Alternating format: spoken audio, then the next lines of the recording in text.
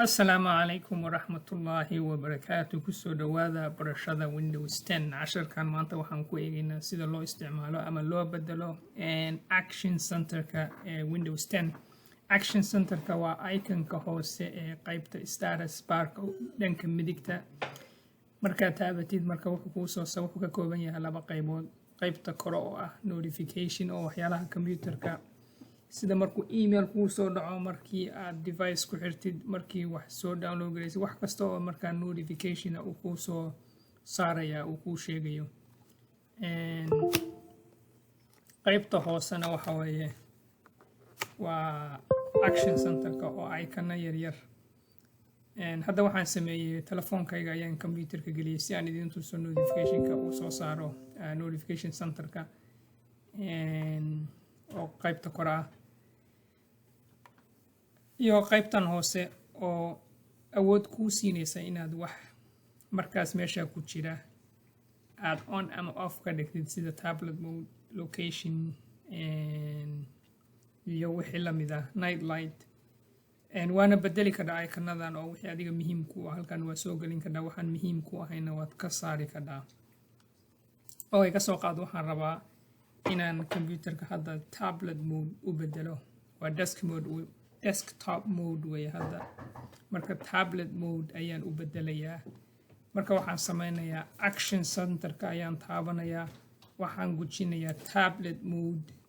markaas wuxuu isu bedelayaa tablet mode markaan rabo off inaan ka dhigana waan gujinayaa haddana markaas ka bacdi ayuu desktop isu bedelayaa. marka Action Centerka isticmaalkiisa waa saa wuxuu kuu fududeynayaa waxyaala computerkaaga shidan inaad damisid ama waxyaala dansad inaad si fudud u shidid. hadda tablet mode-kan aragnay hadda location-ko kale wuxuuna tusayaa inaanaan gujin karin oo uu wax la curyaamiyey yahay disable. marka sababtoo ah location-ka computerkayga ayaa off ah marka haddaan on ka dhigo oo markuu computerka daarmaba location-ka disable weeye marka waxaan ka dhigayaa location service-kan on ka dhigayaa haddaan tago settings privacy haddaan tago markaan dho location change markaas aan on ka dhigo location-ka because location-ka waxay ka mid tahay waxyaalaha qaybaha oo privacy-ga daraadeed off looga dhigo maadaama uu off yahay awood marka horeba ima siinayo option aan on iyo off uga dhigo laakiin haddii aan marka horeba on ka dhigo ka bacdi waxaan awood u yeelanayaa inaan on iyo off ka dhigo markaan rabo oo si fudud aan u controlo. connection-ka wuxuu siinayaa si fudud inaan waxyaalaha computerkayga wireless device-yada ama shayada wireless-ka ah oo ii dhow inaan si fudud computerkayga ugu xiro sida TV-ga ii dhow oo kale oo wireless ah ama device kale oo wireless ama haddaan kili galayo connect waxaa ii soo baxaya wixii bluetooth ama se wireless device oo agagaarkayga ka dhow aan markaas computerkayga ku xiri karo ayaa ii soo baxaya si fudud si aan markaas isticmaalkiisa aad ugu badan waxa way haddaan rabo inaan TV-ga si fudud aan computerka ugu xiro waxaan computerka daawanaya haddaan TV-ga rabo inuu iga soo baxo connect baan taabanayaa markaas TV-gayga baan taabanayaa markaas waxaas wixii computerka markaas ka shidnaa ayaa TV-ga iga soo baxaya. ka soo qaad marka waxaan rabaa hadda 4 button inaan bedelo oo waxaa laga yaabaa project inaan isticmaalin oo project waxa weeye markaad computerkaaga projector ama external monitor aad ku xiraysid inaanan isticmaalin laakiin waxyaalo kale aan ku bedeli karaa ama buttonadan hadda ii muuqda waan ka badin karaa inta ama waan ka yareyn karaa ama kulligoodba waan ka saari karaa meesha. si aan taa u sameeyo waxaan tegayaa start settings waxaan tegayaa system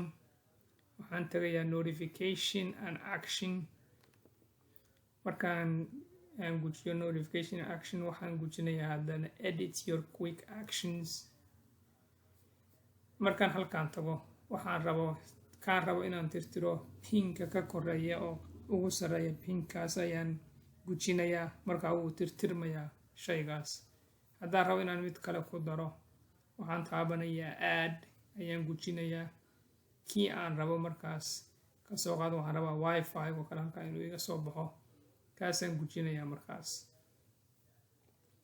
intaas waana ka badin karaa waana ka yarayn karaa oo waxaan isleeyahay muhiimay ku yihiin mar walba inaad taabatid oo kale ayaan ku dari karaa sida night light oo kale and focus assist and airplane mode oo kale waxyaalahaas oo dhan markaan dhammaystiro waxaan rabay markaas aan ku darsado ayaan oranayaa dan haddaan ka baxo aan hadda ku laabto action center shayadii aan ku darsaday unbaa igu jira markaas intii aan rabay unbaa igu jira markaas kaan rabo ayaan off ka dhigi karaa kaan rabana on baan ka dhigi karaa markaas hadda waxa kaliya onaa saad aragtaan waa wifi-ga markuu colorkiisa saas blue u yahay macnaha shaygaas on waye wifi-ga on waye sababtoo ah computerkayga wifi ayaan hadda isticmaalayaa la-aantisna internet kama isticmaali karo haddaan off ka dhigo markaas micnaheeda waxa weeye computerkayga waxba connection dhan ma lahano internet iyo waxba ma isticmaali karo marka waa inuu on ahaadaa sidii aan u isticmaalo okay marka action centerka isticmaalkiisa waa saas casharkan halkaana ku joojinaya marka hadda waxaan casharadii hore kaga hadalnay desktopka sida loo bedelo start menuga sida loo bedelo task barka kano action centerka marka frontiga qaybta hore oo computerka si waan qeexnay hadda isticmaalkiisa casharka soo socda insha Allah waxaan kaga hadli doonaa sida loo isticmaalo ama loo bedelo settingska oo computerkan dhex galayna marka windowska operating systemka settingkiisa ayaan ku xigi doonaa insha Allah marka la socda casharka dambe. Assalaamu calaykum waraxmatullaahi wabarakaatu.